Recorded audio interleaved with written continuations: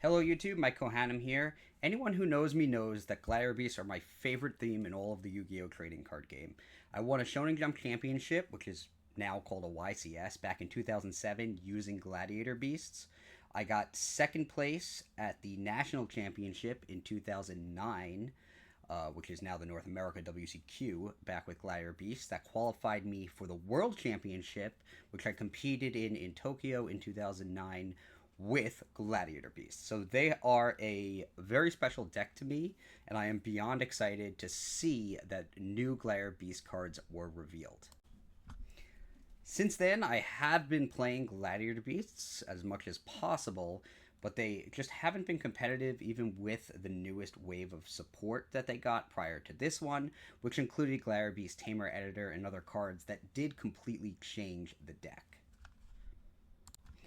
In this video, I'm going to take a look at the upcoming cards that were announced that we expect to get in the Yu-Gi-Oh! Trading card game as well. They were just announced in Japan, and they are actually incredible. Before you dive into this video, I'd recommend taking a look at what a modern Gladiator Beast deck looks like. It's pretty different than the old deck from when Gladiator Beasts were at the top of the format, using Gladiator Beast Laquari and Gladiator Beast Bestiari to fuse Gladiator Beast Geysiris and Gladiator Beast Heraklinos to fuse for those monsters. Since Gladiator Beast Tamer Editor was released in a newer wave of support many years ago, the deck has really just changed to revolve around Tamer Editor and summon a new monster negator, monster effect negation fusion, Domitianus, as well as be able to summon Heraklinos with the effect of Tamer Editor without actually using the fusion materials listed on those fusion monsters. If you want to refresh yourself on what a modern Gladiator Beast deck looks like now, I do have some videos from Master Duel showing decks I used to achieve the top rank since the release of Tamer Editor, which was prior to the release of Master Duel.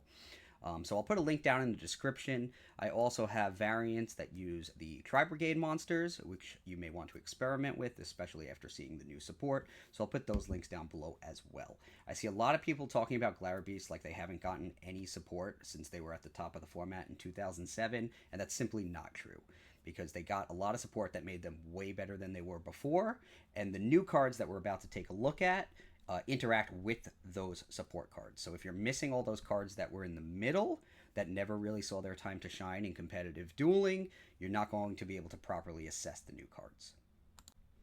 If you like this video and you like more videos about Gladiator Beasts, please subscribe to my channel and like this video. With that said, let's jump into it with what I believe is the best card in the new support. This is a level 3 Gladiator Beast that is also a beast type monster, and it solves the biggest problem with the Gladiator Beast cards, which is not getting the starter or having the starter interrupted. The starter to create the combos that the deck uses in the past have usually involved a normal summon with something like Rescue Cat or Rescue Rabbit, and perhaps even hard drawing a card like Gladiator Rejection and other extenders to build on that. Gladiator Beast Magister, as the translated name is, I don't know what's going to be called, is absolutely insane. It's a level 3 Gladiator that you can just special summon from your hand along with another Gladiator Beast monster in your hand.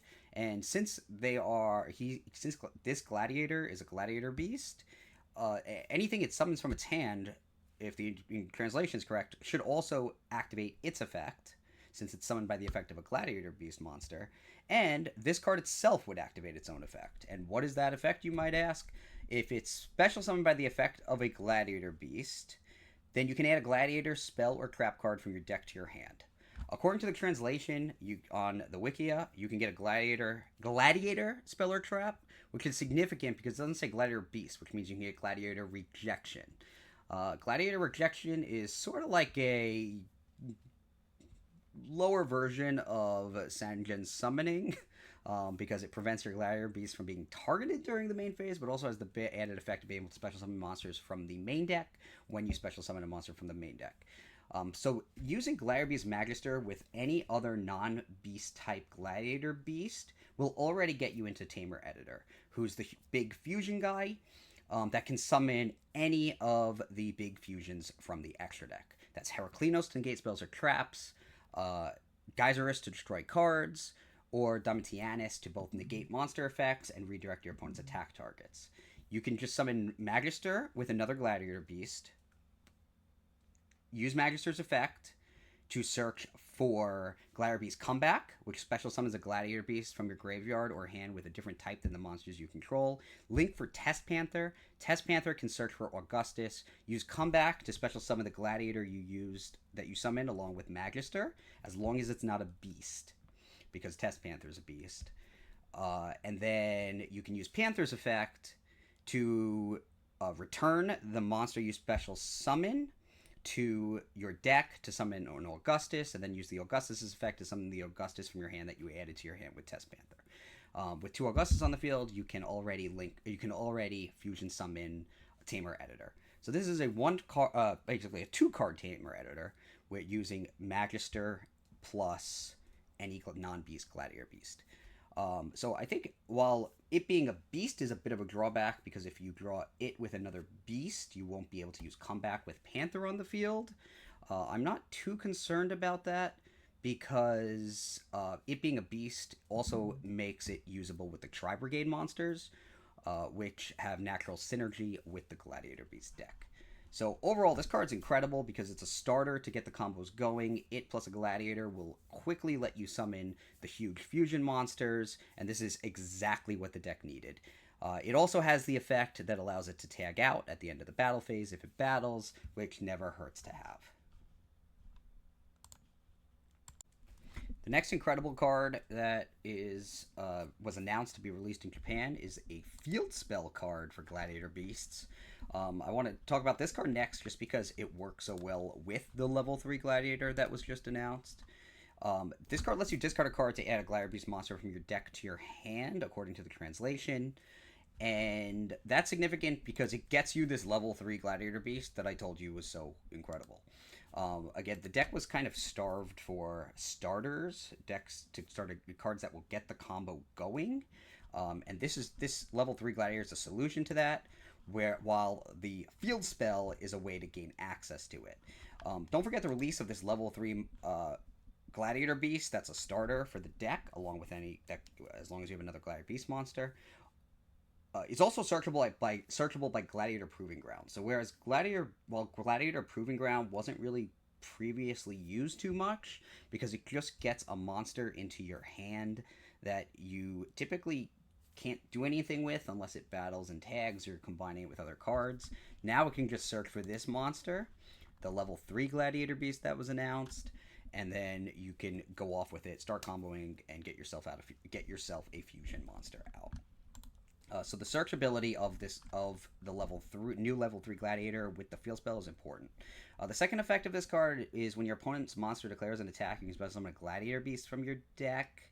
And if you do, it can't be destroyed by battle. I can see this coming up once in a while, but since it's in your opponent's control whether to trigger this, it's probably not the most useful effect, so I'm not too concerned about that one. But the end phase effect is amazing, because during the end phase, if a Gladiator Beast monster was special summoned from your deck this turn, you can set a Gladiator trap from your deck. So that's incredible, because Test Panther will allow you to, the Link 2 Test Panther that was previously released, will allow you to tag out a monster on your field to special summon a different one from your deck, which will allow this to trigger in the end phase, again, using the translated effects. And I'm assuming they're accurate, though they may not be.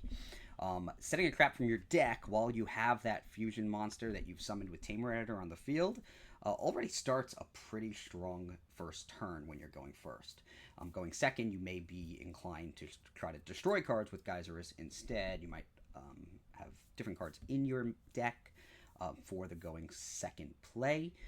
But this is a great card to use at the end of your turn to set that trap card to support your fusions. Now, what trap card can you set?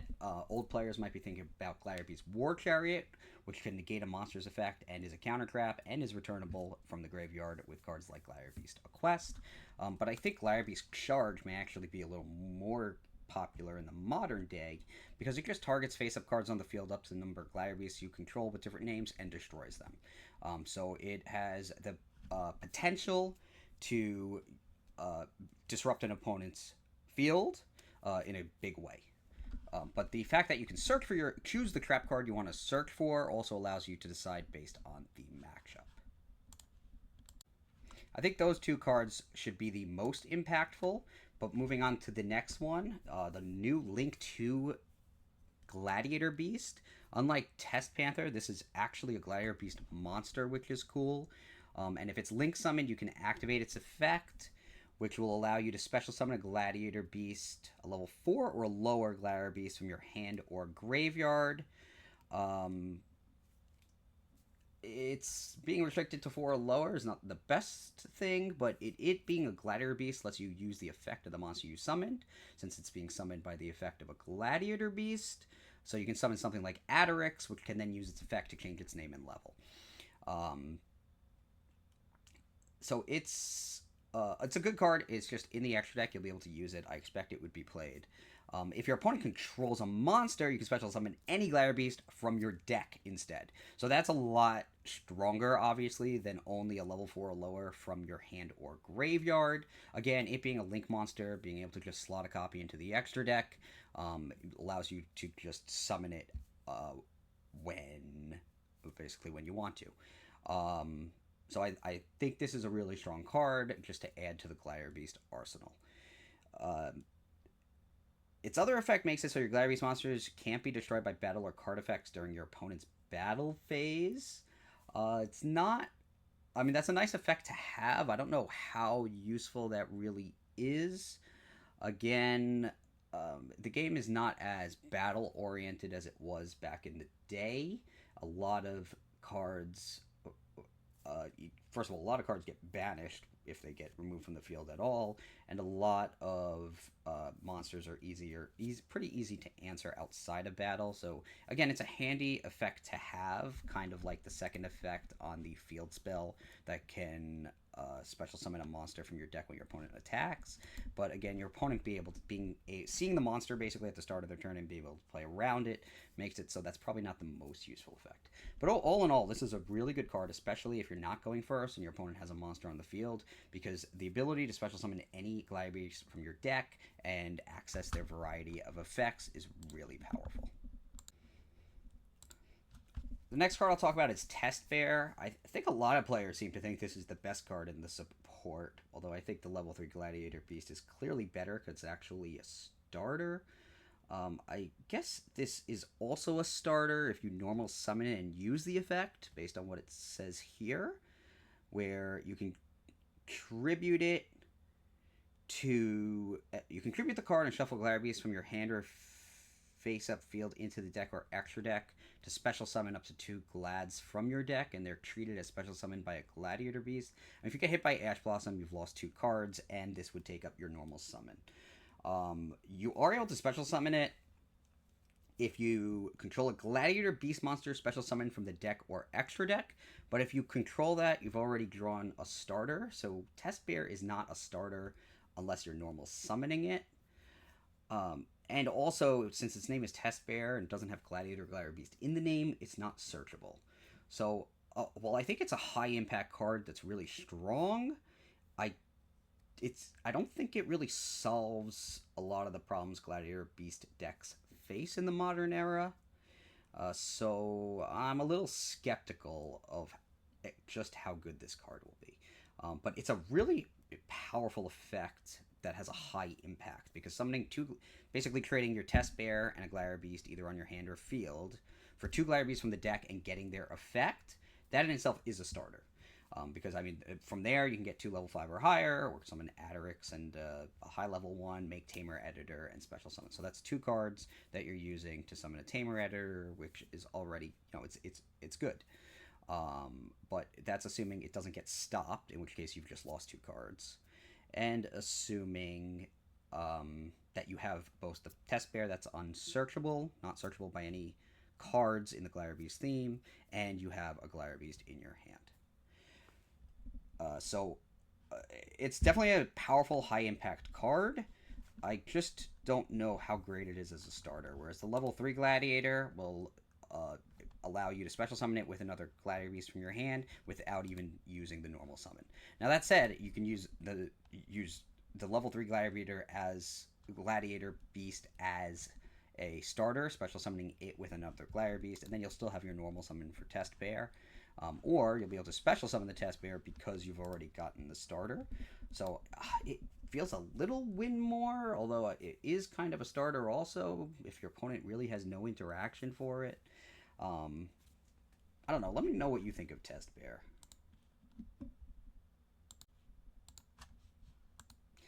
And then the last card that was announced that I'm going to take a look at is this insane level 12 fusion monster. It's a bizarre card where it uses 5 Gladiator Beasts to special summon it, but they can be from your field and or graveyard. So you can use any 5. So this is just a late game bomb where you can just use return cards from your graveyard to your deck. You don't have to have anything on your field or in your hand, and then you can just summon it. And it's 3,700 attack and gives you 2 battle phases, which is nuts because, I mean, that alone on a clear field, that's 3,700 times 2, so that's 7,400 points of damage. If you just look at it in the most pessimistic way of this is your only monster and it attacks twice. But the reality of it is, if you have other Gladiator Beasts, they can then tag out at the end of the first battle phase and then battle again in the second battle phase.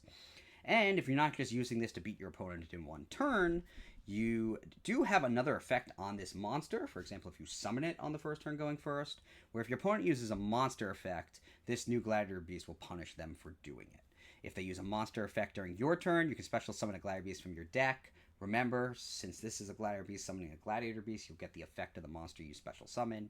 And then if your opponent uses a monster effect during their turn, you can special summon a level 11 or lower Gladiator Beast monster from your extra deck, ignoring its summoning conditions, which is a Tamer Editor-like effect, allowing you to bring out Heraclinos to negate spells or traps, or Domitianus to negate monster effects and redirect your opponent's attacks. So this guy is a bomb. It's not particularly hard, I don't think, to get 5 Gladiator Beasts into the graveyard, because the deck is pretty adept at link summoning under the right circumstances. But do keep in mind that you're often sending Gladiator Beasts back to the deck to fusion summon bigger monsters.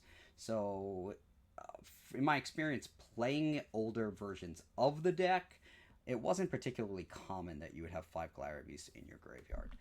I do think the new support, however, that makes it easier to spit Gladiator Beasts onto the field will make it a lot easier to get 5 Gladiator Beasts to summon this big guy. So I'm really excited for the new Gladiator Beast cards.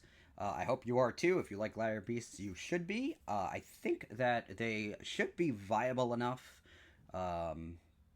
based on the current metagame, to actually take a top cut spot at a YCS. The deck still doesn't have a 1-card starter like some of the top decks now, but it has a lot of 2-card combinations that can really spiral into amazing fields, sort of like a Labyrinth deck does. Although Gladiator Beasts in the current age are kind of a combo deck, so they are very different than they were, but they do use a lot of familiar faces like Heraclinos and Gladiator Beast Geysiris, and I expect they will continue to use those monsters once the new support is released. Again, if you like this video, please let me know in the comments, and please subscribe to this channel. I hope to bring more Gladiator Beast content in the future. Thank you.